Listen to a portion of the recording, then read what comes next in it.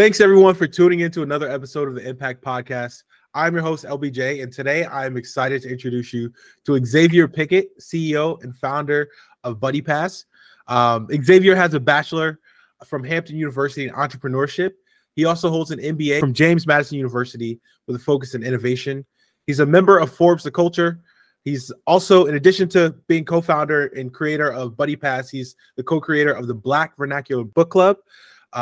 He holds a background in IT and project management. Xavier, I'm super excited to interview you today. Super excited to share your story with our listeners. How are you doing today?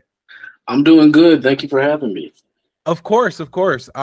When we got connected, I was looking at Buddypass and I was like, I'm moving into the phase where I want to get to traveling more.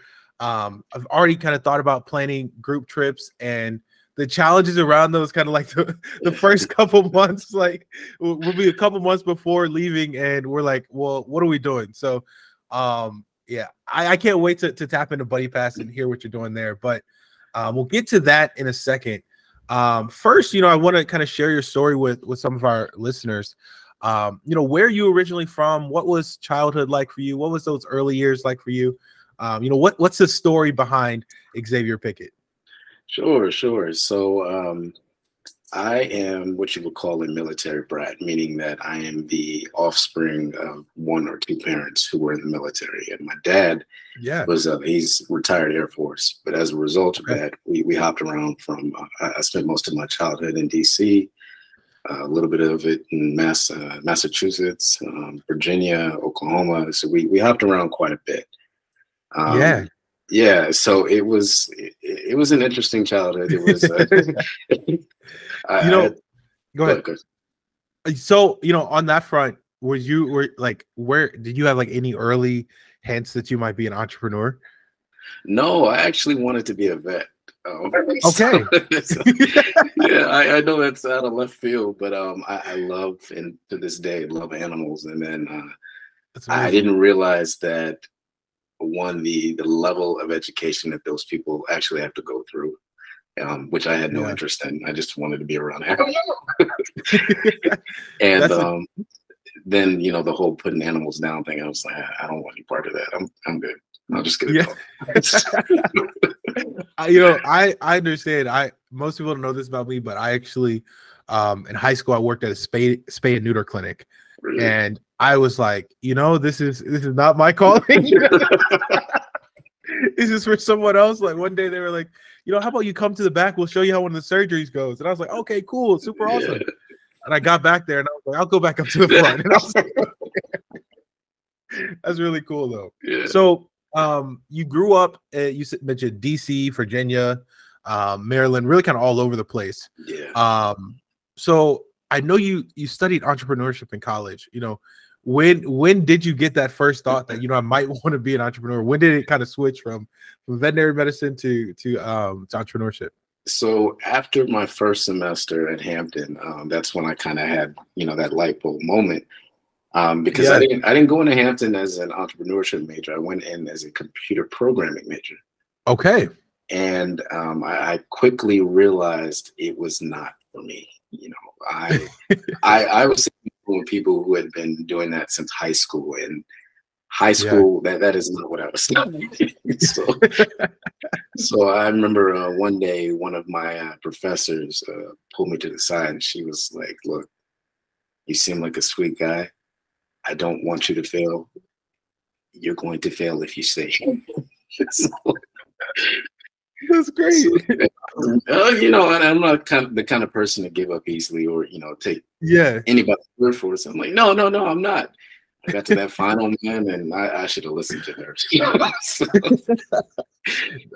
Again, I think we have a similar story there. When in college, I was wrapping up. So I studied communication in college, but I had a few extra credits at the end of my senior year, and I was like, I want to learn how to do computer programming. So I took a class. And similarly to you, most of the people in the class had already, been doing it before coming to college. So I'm in this class, senior, pass failing it. I'm like, I just need it for the credits. And one day after we had taken our first test in the class, the professor comes up to me. She's like, I know you're pass failing, but let's do everything we can to make sure we don't fail. I was like, oh, okay, I'll give these credits somewhere else. I appreciated it though, because I remember I was talking with an old friend of mine, and he at the time was an entrepreneurship major at Hampton. I didn't even realize it was a thing, but we talked about it for a bit, and then he introduced me to some of the professors, and I realized, I was like, hey, this seems kind of cool, Yeah. So I signed up. Hampton had an MBA program as well, but it made you cut your hair, and I had an afro at the time. I was, no, man, I'm my own person. I want That's incredible. But after a few weeks of doing it, I was like, hey, I like this. I'm good at this. And the more I think about it, I don't want to spend the rest of my life, no shade to anybody who lives this way, but I don't want my paycheck to be dependent on somebody else. Yeah. So absolutely. I stuck with it. That's incredible. When you called home, you told your parents, hey, by the way, things are going great in college. Just wrapped up first semester. I'm switching my major to entrepreneurship. What was their response?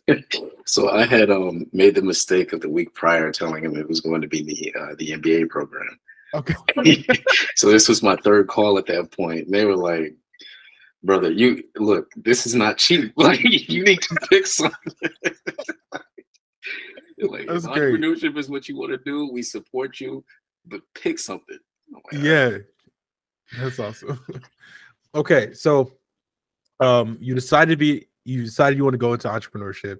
You didn't switch after that, right?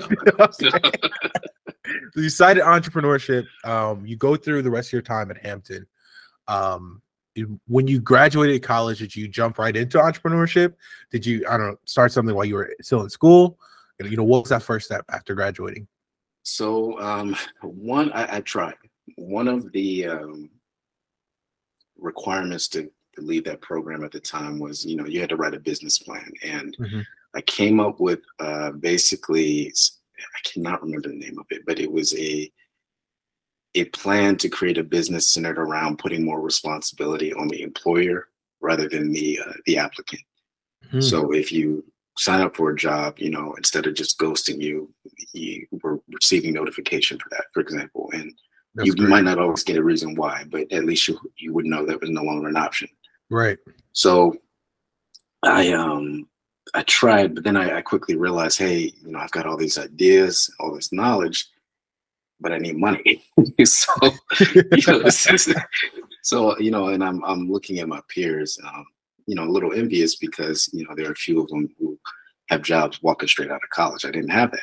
Yeah. So I'm applying for jobs, and, the interviews are coming in. Why these people waited till I actually got to the interview to tell me, like, yeah, I see that you've got, an internship with the Department of Defense. I see that you marketing, accounting, but your major tells me that you want to leave at some point, which was true. I do want to be an entrepreneur, but I don't need you to know that. Like, I just need a job. So, like, no, I'm here. I'm dedicated. They're like, yeah, we don't want to take that risk. Wow. So at that point, I decided, it was always in the plan anyway, but maybe I should go ahead and go to grad school. Yeah. But at the time, I was still searching for a job. So, I was a mechanic for 3 days. I was selling insurance for 24 hours. But ultimately where I wound up was Staples. Okay. And I remember that day, I applied for it. There was a Staples about 10 minutes down the street, and I got the interview. I'm like, look, it's retail. No shame in doing retail. Just do what you got to do, get your money, fund your stuff, and you're good to go. Yeah. I drive down there, and I sit in the room with the manager, a guy named Alfred. I'll never forget. And he looks at my resume. He's like, just graduated. You seem very qualified, but are you at the wrong store? Like, I'm like, oh, okay. And he looks at me, and I look at him, and he's like, you want a job? I'm like, yes, please. Yes, I need a job. So he gives me the job. I'm working at Staples while applying for graduate school. And Yeah. At the same time, I'm also applying for other jobs. But, while I'm getting these interviews, I'm no longer getting the entrepreneurial answer I told you earlier. It's, hey, we see that on your resume, you're trying to go to grad school. That's great. But we also, need you here, even, because I did a hybrid education. Oh, okay. Yeah. So it was in person 2 days out of the week, virtual 3 days out of the week. They didn't want to accommodate that at all. So I was getting a whole different answer. And what year is this, by the way? This was 2012. Okay. Yeah. So wound up getting into grad school. I did my MBA, focus on innovation, which was fantastic. Took everything I learned at Hampton, amped it up a level. We were just touching things I had never touched before. I think at one point, they had taken us to China. Shanghai and Beijing, and that was my first time actually seeing how business impacted a culture. I read about it obviously, but being in the midst of that was just a completely different conversation. We were in a Google AdWords competition. We won second place globally. Like it was great. Wow, that's incredible. Yeah. And all through this time, I actually did wind up finding a better job to support me throughout all this. And that's when those employers started coming back talking, hey, congratulations, there's a job for you if you like it. And I'm a little petty. I'm like, you can't afford me now. Like I'm all right. The price went up. Yeah, the price went up. So this whole time though, I'm still, I'm writing down ideas, and a lot of my ideas as an entrepreneur stem from annoyances. I get irritated about something, or I feel like there's a better way to be doing it. I do the research, see if there's a target market out there, or if it's just me, things like that. And I've got a book full of ideas that I want to pursue, but I had to fail a lot to even get them in the book.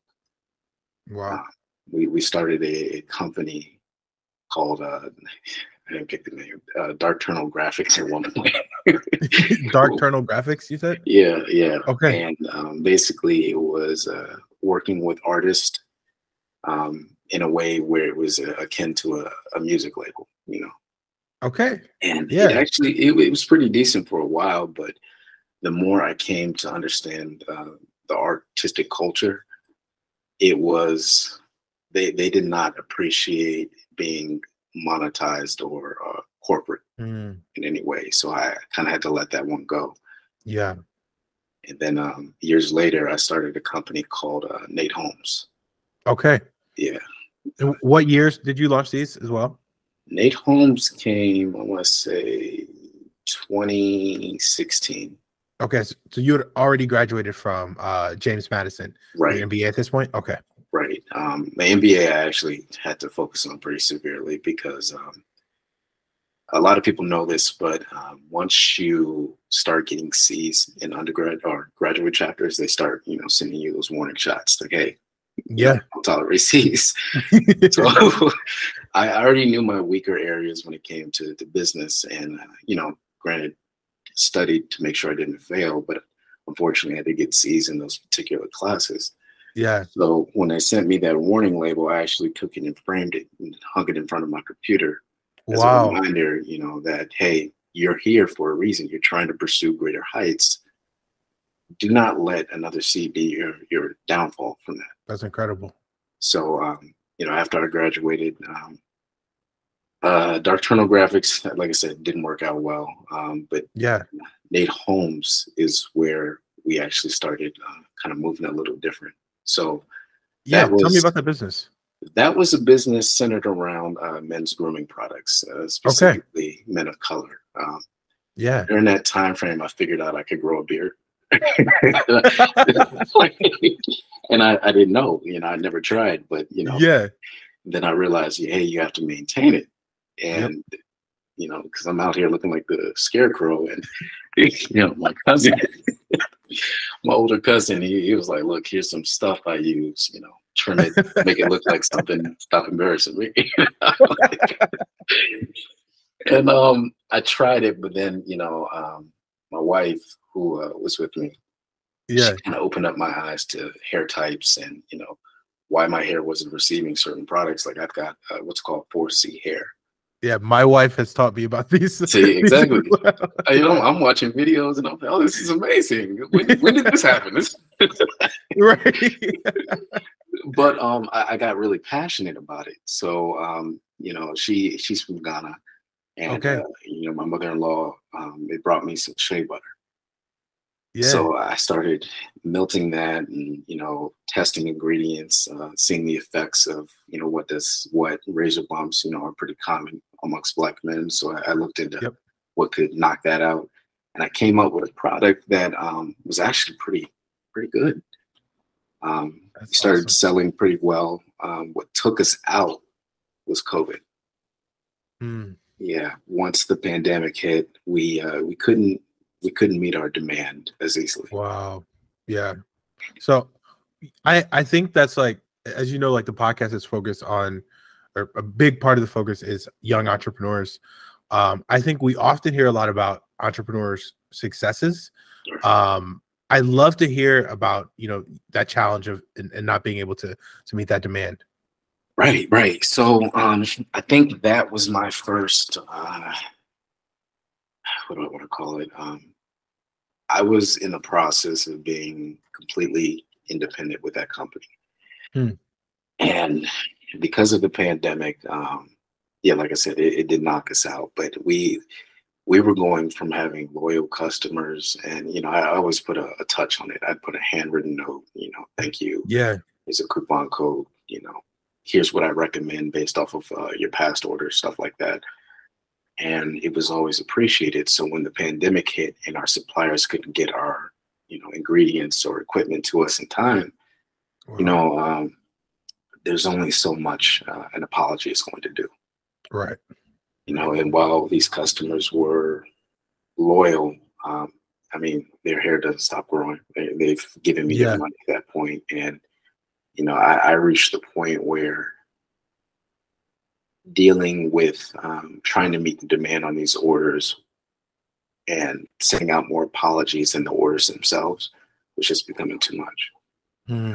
At the time, we believe we had just we had just had our second child, our daughter. Yeah. And we had just bought a home. After it was just a perfect storm of, hey, I might need to shut this down. Yeah. Wow. Yeah, thank you. Thank you for sharing that. So that's, I guess, the pandemic. What was that?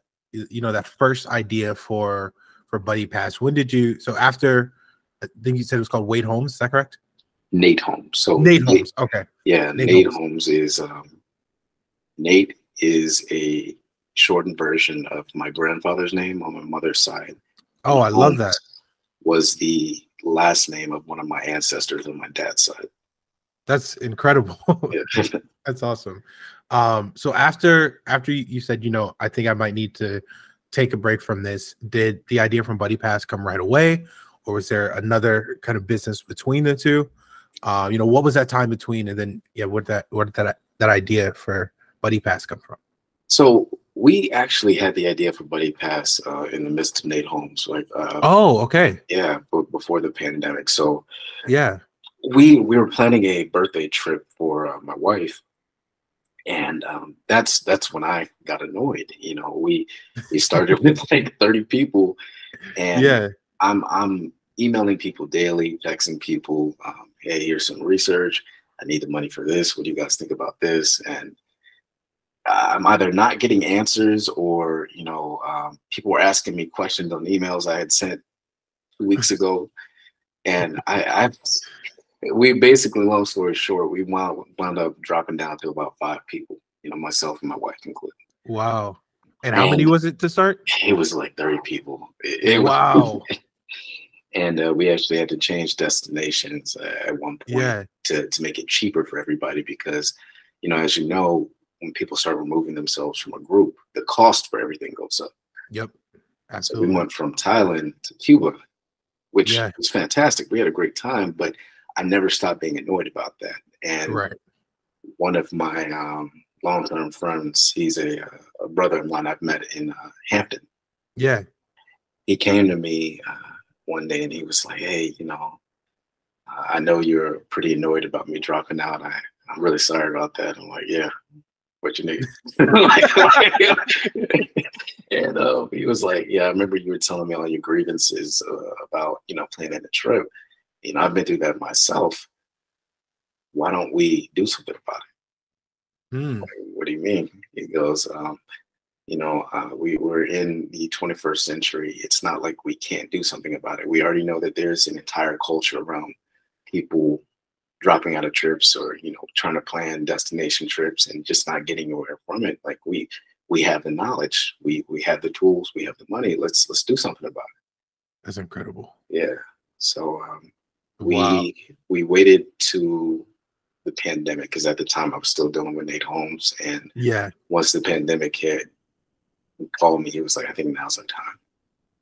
Wow, that's incredible. So this is like 2021 pandemic or still 2020? Yeah, it's 2021. Okay. Yeah.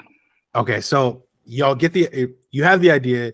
He called you, said now it's time. What was your first step? Like, how did you get started? So we treated it like our mistake was we treated the idea like we would in our respective fields. So, I'm an IT project manager at heart. Yeah. He's in sales. Our other co-founder, he was in management. So we immediately started clashing. Like, we were throwing ideas in a pot, but we're also trying to hit it from the angle we're used to.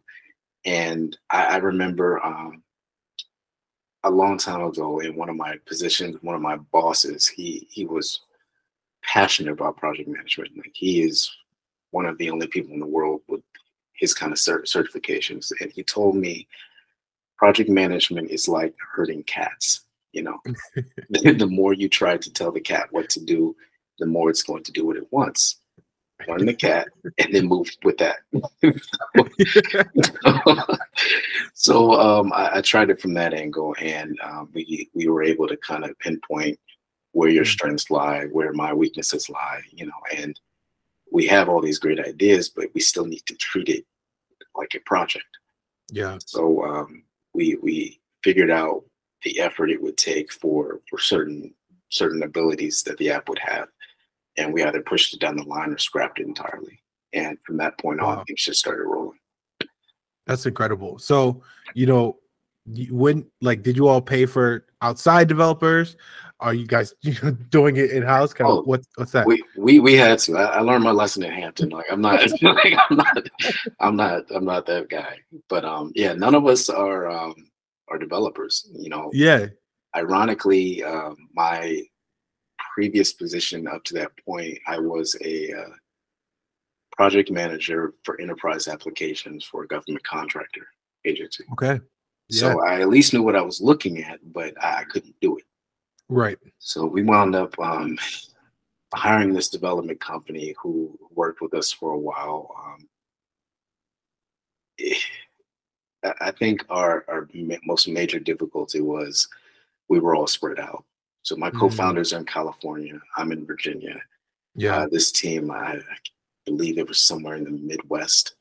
So we were just trying to coordinate all these time zones, trying to be available as much as possible. And ultimately, what wound up happening was our saving grace, our CPO wound up coming in and looking at the code, and he's like, "No, we're doing all of this."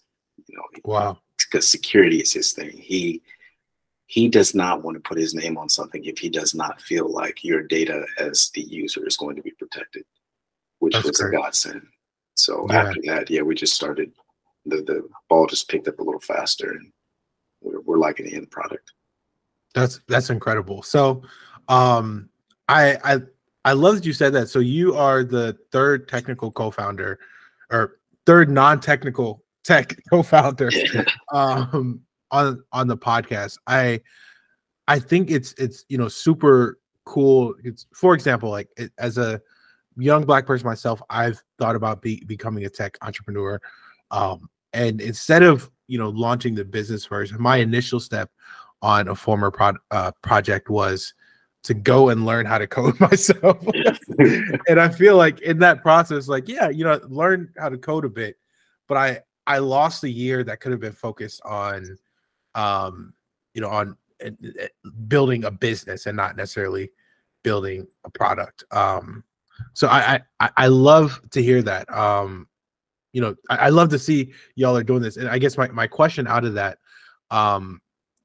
what advice do you have for the prospective young Black tech founder who is not technical? Oh, my advice would be, and this is something I actually learned during my graduate program, which was at the time counterintuitive to what I had originally believed, is learn your strengths. If your weakness is, computer programming or accounting, learn it. Don't necessarily pour all your efforts there, because you're going to spend more time just trying to be average as opposed to, pouring your efforts into your strengths. And if you know that's a weakness, then you need to make the business or the idea as attractive as you can to somebody who potentially has that strength. That's incredible. We got, I don't want to say lucky, but our CTO really believed in our idea. He shared those grievances.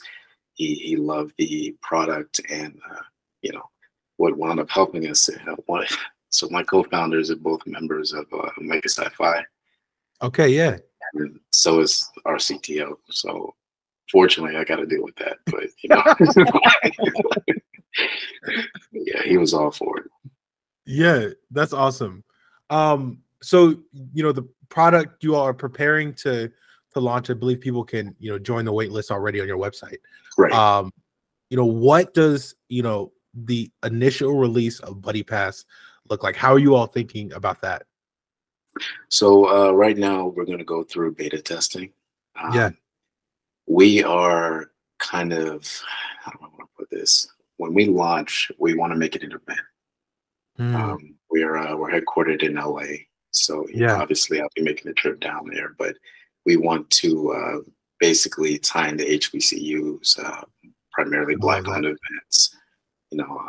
Coachella if we can, things like that. But those are the kind of networks we're trying to associate ourselves with, because we are a Black-owned company. Yep. All of our members are Black. I love that. Yeah, we want to lean into that.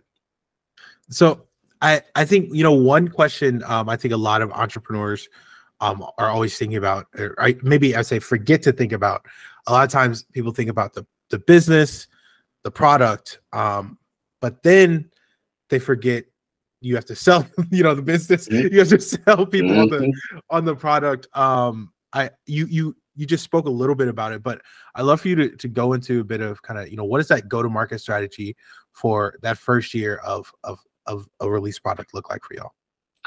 So again, we're touching base with our Black-owned businesses, travel groups. Pretty much, if you're Black and associated with the travel tech industry, or this is a clear grievance for you, we want to talk to you. We know our roots. We want to put out a product that enables you to plan and travel a little easier, because we're under the belief that Buddypass can be the gateway to experience.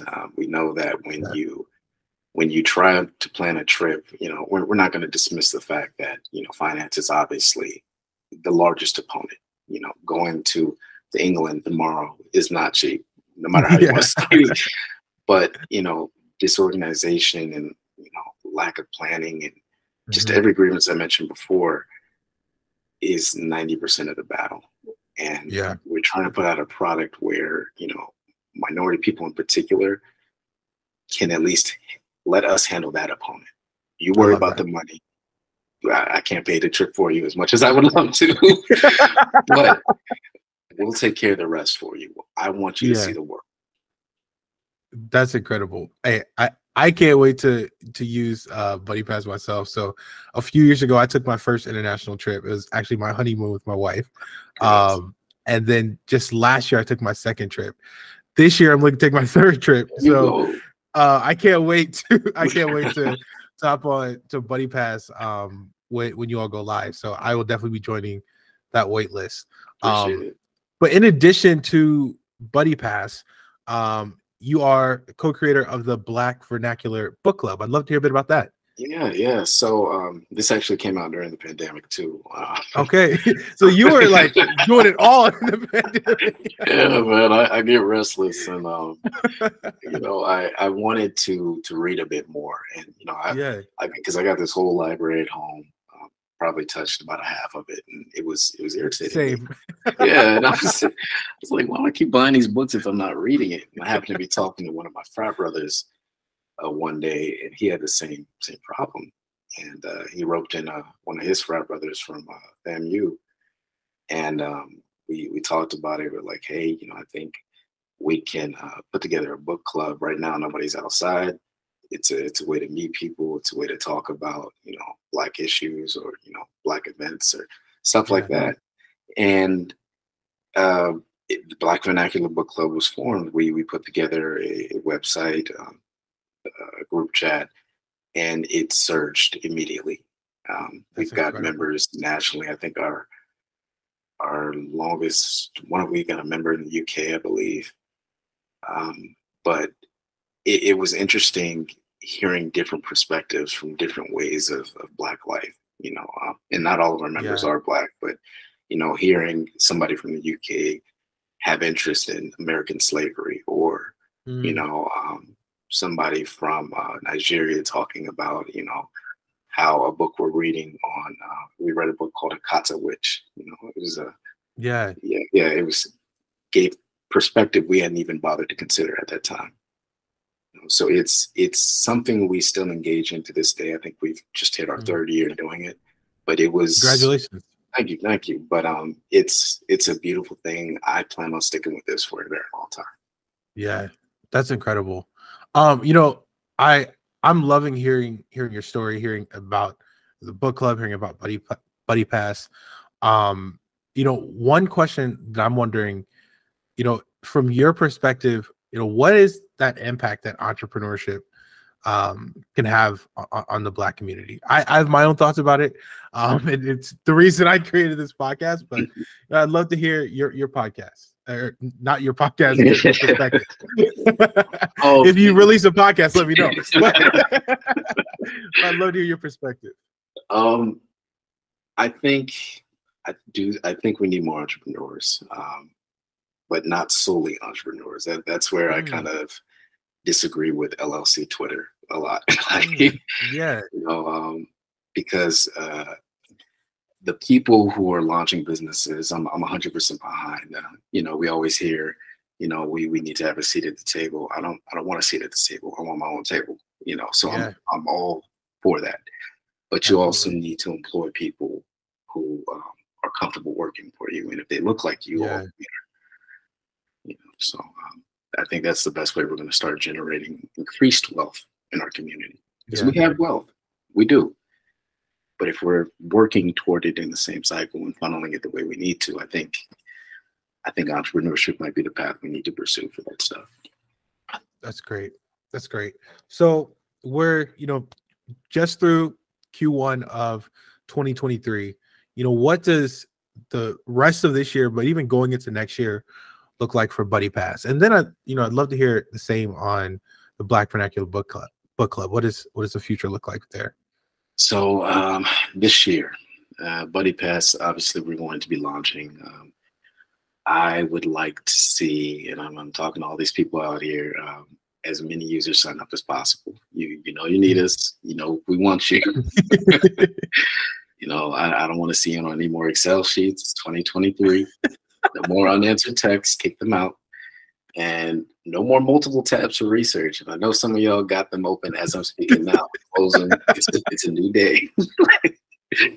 But I want to close out 2023 with Buddypass in such a conversation that it's associated with travel in a way that's indistinguishable. So you think about, and I might be dating myself here, but there was a point in time where Kleenex was the de facto name for tissues.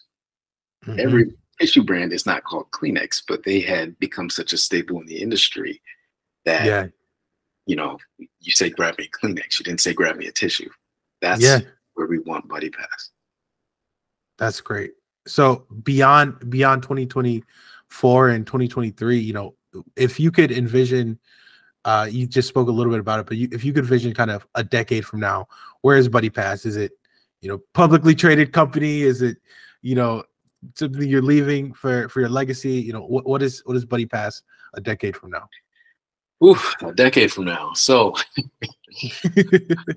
ideally, yeah, I mean, if we get to a publicly traded company, I have to see where we are at the time. I wouldn't be against it, but we have some ideas for this company where there's a lot we can push out.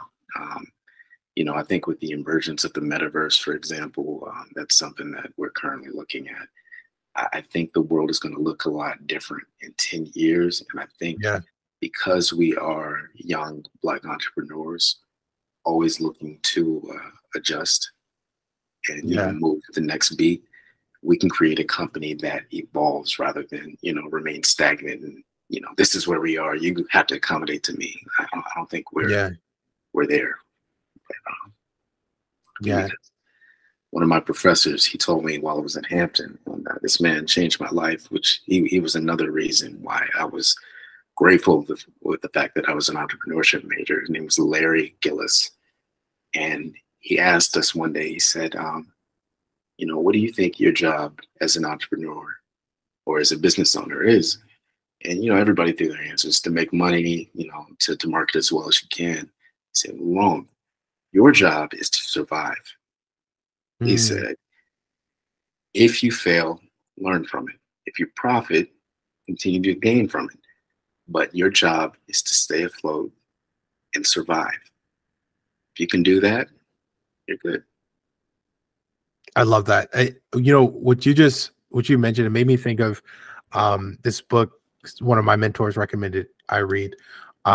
It's called Only the Paranoid Survive. It's by the former CEO of Intel, and it really talks about you know, the way that a business essentially, you know, has to be paranoid in order to make it to the next level. To society is going to change around you, and it's really kind of how will you respond to that? Will you, when you're at the top, will you just, you know, get comfortable, or will you always be looking to fight back to the next thing? Are you looking to survive, essentially? So I love that you said that. With Black Vernacular Book Club, you know, what does the future look like there? That one I can talk about a little more freely. So it's literally a club. So basically what we want to do is to kind of develop the website a bit more. We want people to be able to use the website as a resource for locating Black-owned bookstores, start their own chapters nationally, you know, things like that. Meet and greets, talks. Like we want a community, and eventually we want to open up an actual location, our own bookstore, that's a summary of everything that we've done so far, where people can come, sit down, maybe grab some wine, a beer, whatever you need, and just sit down and drink and talk about books. We really want to promote Black authors. I love Black books. That's what we want. I love that. I absolutely love that. You know, as we wrap, my, you know, final questions for you, you know, as you begin to launch Buddypass, we hinted at this a bit earlier as well. You know, what challenges do you anticipate moving forward? I'm praying there is not another pandemic. Yeah, I mean, it's definitely been, you know, speaking personally, it's been hard. My team is primarily virtual. We're spread out. We travel. You know, we just had our third child, a little boy. Congratulations! Thank you. But you know, it's a different feeling when you're up at 2 a.m. You know, baby in one hand, typing on the other, trying to.